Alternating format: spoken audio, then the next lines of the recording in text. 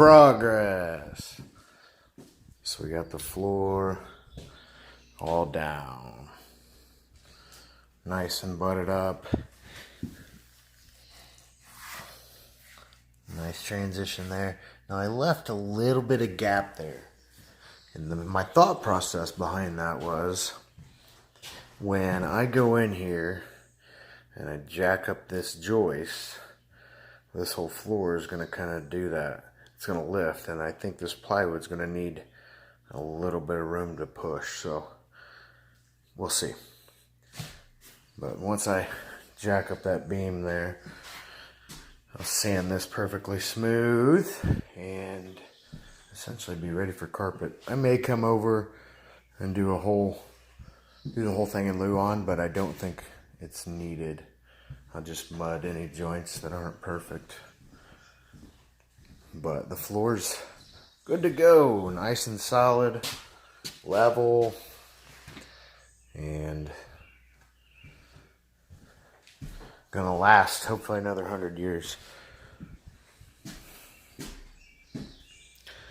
Next process is we're gonna strip these walls, get them insulated and visqueen, and then need drywall. Stay tuned, we're gaining.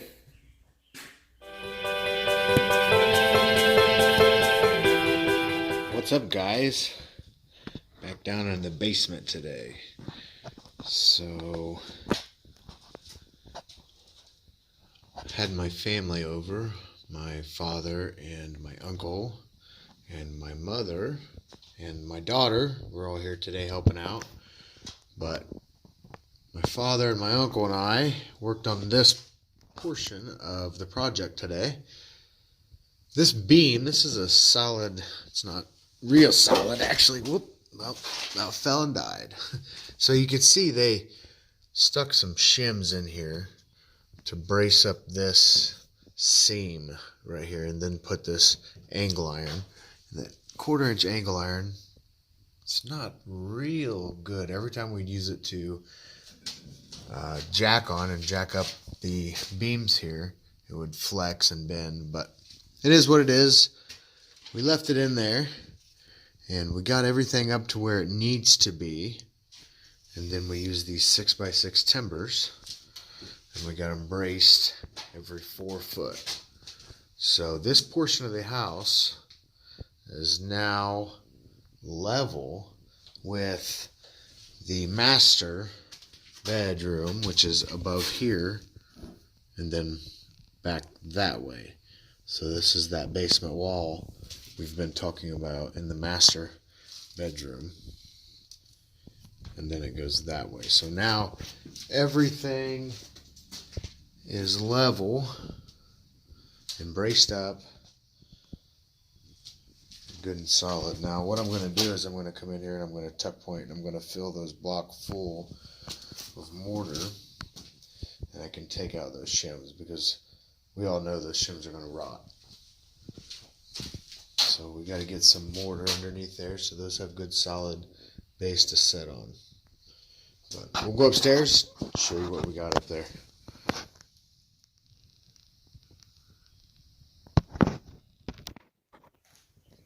Okay, so you can see we got the laser level out, so I'm getting our floors good. Out there is, right there is where that basement wall was.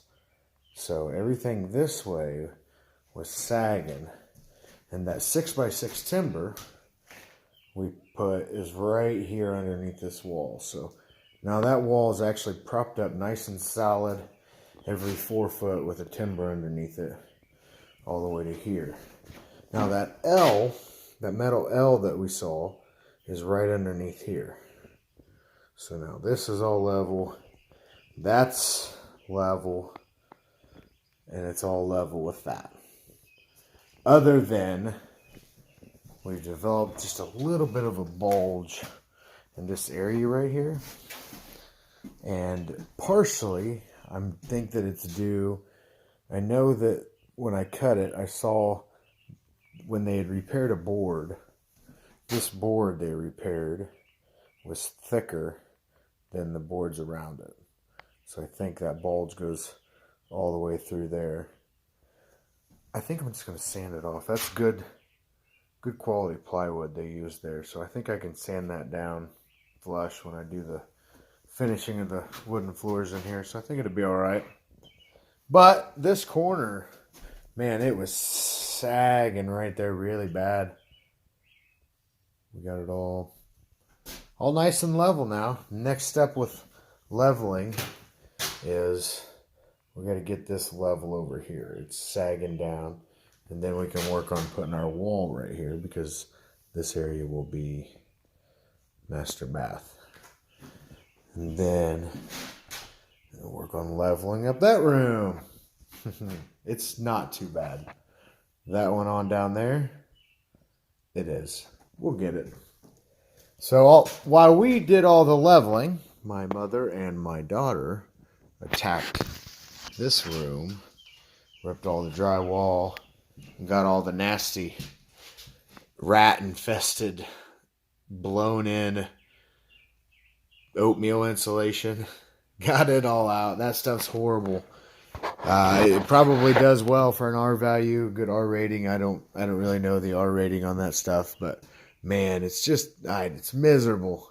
It's dusty. I hate it.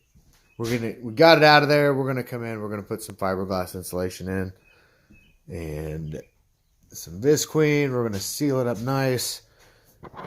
These windows aren't too bad. I'm just gonna square up the framing. Put a good header in up here. Square up my sill. And we're going to get some new windows coming for these.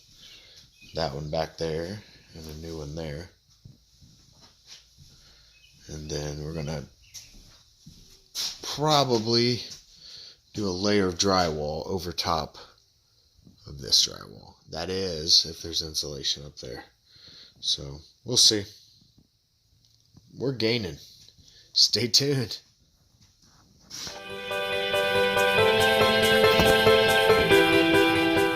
right. So today we're working on this area here. We had a really bad dip right to that doorway right there. So we need to address that. So that's what I've been working on. Got the laser set up so I can see where we are. So we're calling this side our marker line, our gospel mark, and then we measured to see the same distance from the line down to the floor over here. When we first started, there was almost a 2-inch difference, meaning that this floor here was 2 inches lower than this side. So I needed to address that. You can still see a little bit of a dip in here, but we went down and we brought it up quite a bit. So now this corner here, it's within a 1/2 inch of this side here. I think if I bring it up any more, I'm going to start getting a lot of popping and cracking and bad noises. So we'll let it settle for a little bit and then see if we need to bring it up anymore. But that was our focus point right there. So I'll go down in the basement and show you what we did. And then this area is our next step.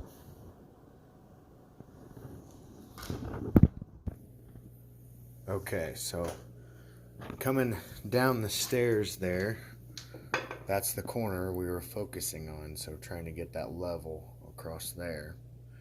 And the issue was this beam right here. It's like a quadruple laminated 2x8. So four 2x8s laminated together, and it created this beam, which is used to box out for the stairwell and then carry all these studs, right? So these studs, the weight of these studs are carried by that beam right there, because that's where they're connected. Well, guess what? This beam was just basically resting out in the middle of nowhere. I mean, they had it this beam here, you can tell, is tied into this 2x8, but that's saying that now not only does this 2x8 carry all the load of that beam and the stairwell, but it also carries the load of 1, 2, 3, 4 floor joists, all basically. So the load of those is carried to here. This carries all the load, and then it was just attached to that 2x8 there, basically by nails. So nails is what's carrying the weight of all those floor joists that way. 4 nails. So naturally you're going to get a little bit of sag. And guess what? They noticed. Look, there's some repair work done to this floor joist. You know why? Because it broke. Why did it break? Because it's carrying the weight of all that side of the house. So we're going to fix that up a little bit. So first, we got that stud, or that joist carrier, all level inside there, or at least within a 1/2 inch. And then load carried right there all the way to the ground. Now, our next thing we need to address is getting this floor joist level because of that break. Other than the break and the repair that they've done with a 1x, it's not in bad shape. It's a solid, pretty good shape. So what I'm going to do, let me block that light there. What I'm going to do is put another 6x6 timber right underneath it and jack it all up nice and level and support it. Same as we did there. I could sister a 2x8 beside it, but since we're going with all the 6x6 timbers and that's what we have down here, I'm just going to use that, and I know that it'll be solid, especially since there's a wall. That wall is all right above this joist. That wall that had the door in it, right in the corner that we are addressing, is all sitting on a 2x8 joist, plus all the weight of that. So, but we're going to get it fixed nice and solid, and we won't have any issues. And then we can move on to making it pretty. You can see that's what we've already done over there. So start at the bottom, making it all foundational solid. Then framing, utilities, and then finish work, drywall and finish work. Getting there.